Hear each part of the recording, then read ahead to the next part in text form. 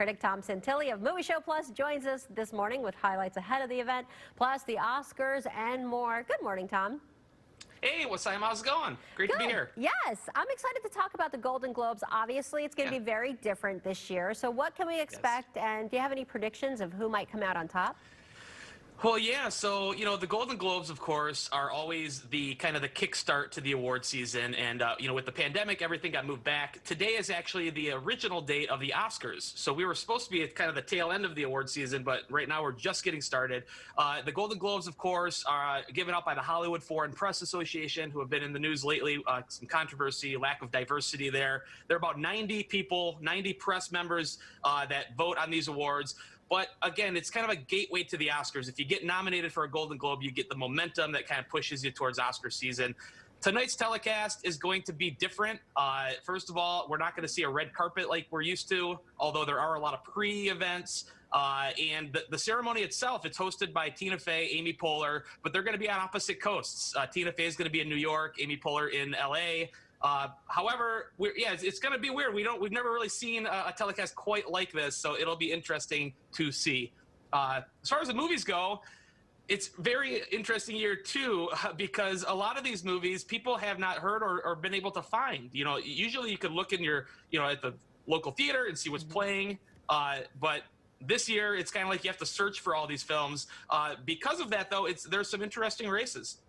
Well, that's what I was going to say. I'm like, well, with the theaters being closed for much of last year, did we get to see these movies in the comfort of our living room? So which movie do you think is going to come out on top and win the most awards? Yeah, I think that the current front runner right now is a beautiful movie that stars Frances McDormand called Nomadland. It's directed by Chloe Zhao. But the other film is The Trial of the Chicago 7, which is getting a lot of steam. I think that those two films are going to be mainly competing in the dramatic categories. Carey Mulligan is the front runner for Best Actress for Promising Young Woman, and although Chadwick Boseman has a chance of winning a posthumous award here, the front runner right now for Best Actor is Anthony Hopkins for a film called The Father, which is a movie that nobody's seen because it hasn't yet been released, but it's been eligible for the award season. And Tom, the winners will be receiving their awards at home or doing their speech from home. Are they pre-taped? Are they live? How is that going to pan out? Do you know? I think it's going to be a mix of both things. I think that they're trying to have it be a fun, the Golden Globes are normally known for being fun and like laid back. So I think that they're trying to capture some of that by having little groups.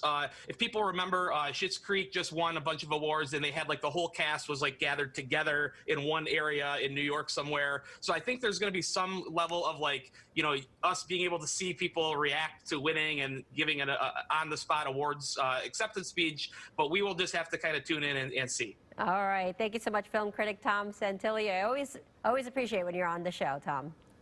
Yeah, absolutely. And people check out, too, next week, the Detroit Film Critics Society are putting out our winners, as well as the Critics' Choice Awards, which is next Sunday. So there's lots of award stuff coming soon. People can watch the show, Movie Show Plus, or follow me at Tom Santilli for more info on award season.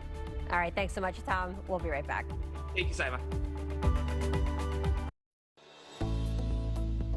The all-on-4 technique is a wonderful way for us to replace somebody's full arch of teeth. Many times people come in and they have a failing dentition or a failing set of